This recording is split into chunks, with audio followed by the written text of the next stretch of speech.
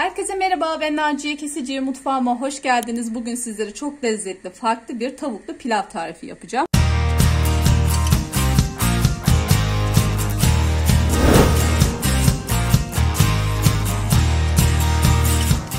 İlk başta tavukları pişireceğim. Bunun için şöyle 2 parça kalça kullanıyorum. İsterseniz tavuk göğsü de kullanabilirsiniz. Ben kalça kullanmayı tercih ettim. Şimdi 2 parça tavuğu şöyle koyuyorum. Biraz da tuz ekliyorum. Üzerine geçecek kadar su ilave ediyorum.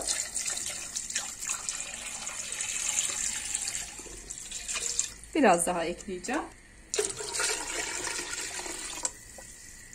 Üzerine geçecek kadar su ilave ettim. Şimdi kapağını kapatıp yaklaşık bir 15-20 dakika kadar pişiriyorum. Pişirdikten sonra bir kenarda bekletiyoruz. Tavuklar haşlanırken ben de pirinci ıslayacağım. 2 su bardağı pirinci bir kaba koydum. Üzerine şöyle 2 tatlı kaşığı kadar tuz koyuyorum. Üzerine geçecek kadar sıcak su ilave ediyorum. Şöyle bir tur karıştırıyorum.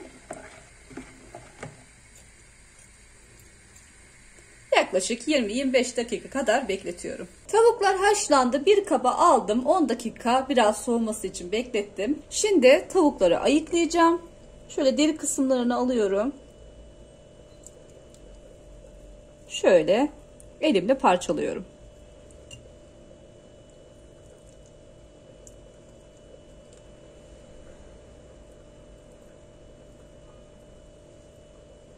Bu şekilde tavuğu didikleyip bir kenarda bekletiyorum. Şimdi pilavın yapımına geçiyorum. Ocağımı açtım. Tencereye 5 yemek kaşığı kadar ayçiçek yağı ilave ediyorum. Biraz ısıtıyorum. Tereyağını daha sonradan ekleyeceğim. Yağ ısındıktan sonra şimdi pirinçleri ilave edeceğim. Yıkadığım ve süzdüğüm pirinçleri ekliyorum. Pirinçleri mutlaka çok iyi yıkayın. İyice nişastası gitmesi için.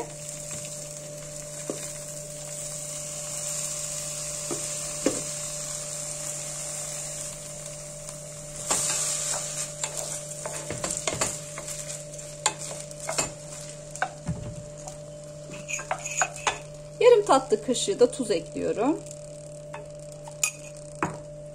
Şimdi pirinçleri iyice kavuruyorum.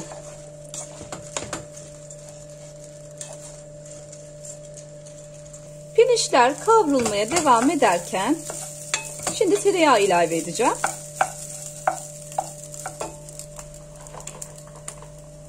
Şöyle bir yemek kaşığı dolusu tereyağı ekliyorum. Pilavda yağ miktarını azaltıp veya çoğaltabilirsiniz. Tamamen isteğinize kalmış ama pilav yağlı güzel oluyor. Şimdi kavurmaya devam ediyorum.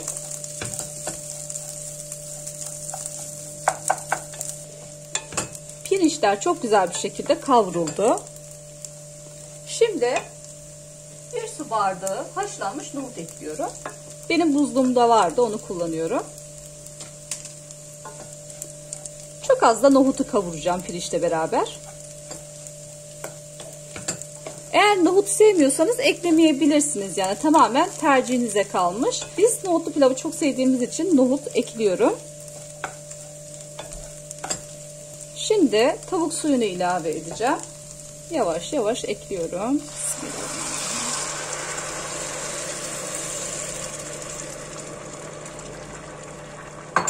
3 su bardağı tavuk suyu ilave ettim.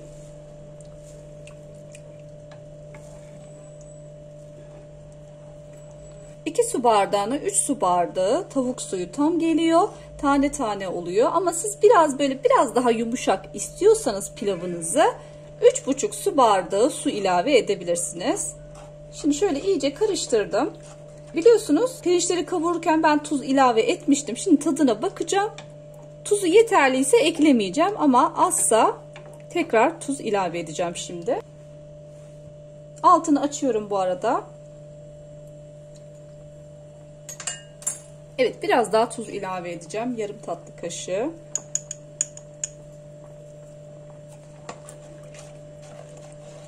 Tekrar şöyle bir tur karıştırıyorum. Önce pilavımı 4 dakika kadar harlı ateşte, ondan sonra kısık ateşte tamamen suyunu çekene kadar pişiriyorum.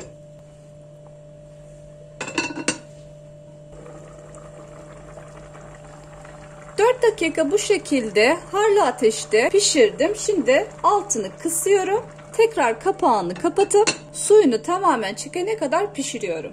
Pilavım tamamen suyunu çekti. Şöyle bakıyorum.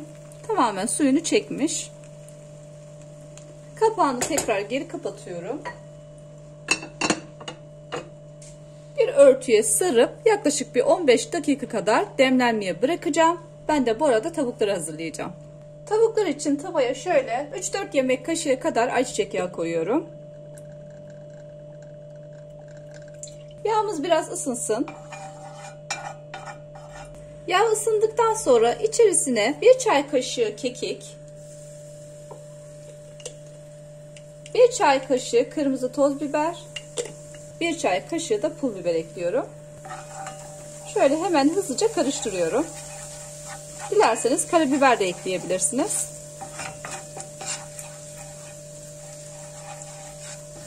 Şimdi yapmadan hemen tavukları ekliyorum.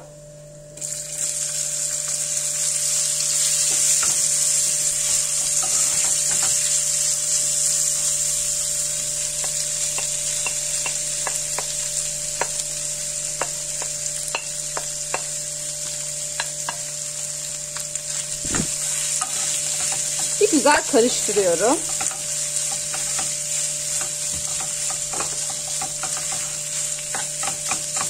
Çok az da tuz ekliyorum.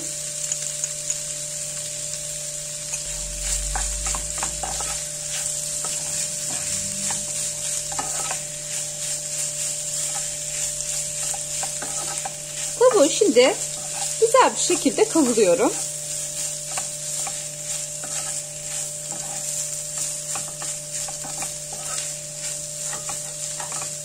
Tavuğu bu şekilde baharatlı yaparsanız çocuklara biraz tavuk böyle döner gibi geliyor. Daha bir severek yiyorlar. Ben arada bu şekilde yapıyorum. Tavuklarım artık hazır. Altını kapatıyorum. Servise hazırlıyorum. Pilavımı da 15-20 dakika dinlendirdim. Şimdi şöyle bir tur karıştırıyorum.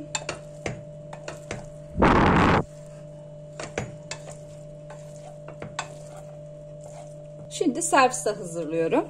İlk başta şöyle tavuktan kasenin dibine koyuyorum.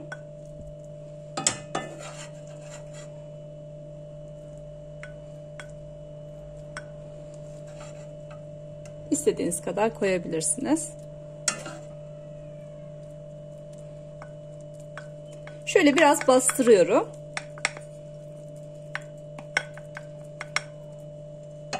Şimdi pilavdan koyuyorum.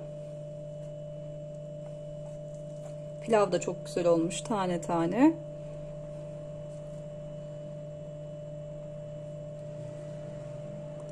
Şöyle hafif bastırıyorum. Kalıp gibi çıkması için biraz bastırmamız gerekiyor. Şöyle servis tabağını üzerine kapatıyorum ve ters çeviriyorum. Bu şekilde misafirlerinize sunabileceğiniz çok güzel bir tavuklu pilav oluyor. Bakın. Tavuklu pilavım artık servise hazır. Şöyle yakından da göstereyim sizlere. Sunumu da gayet şık oluyor. Yanına turşu ve ayranla muhteşem olur. Şimdi size şöyle kıvamını da göstermek istiyorum.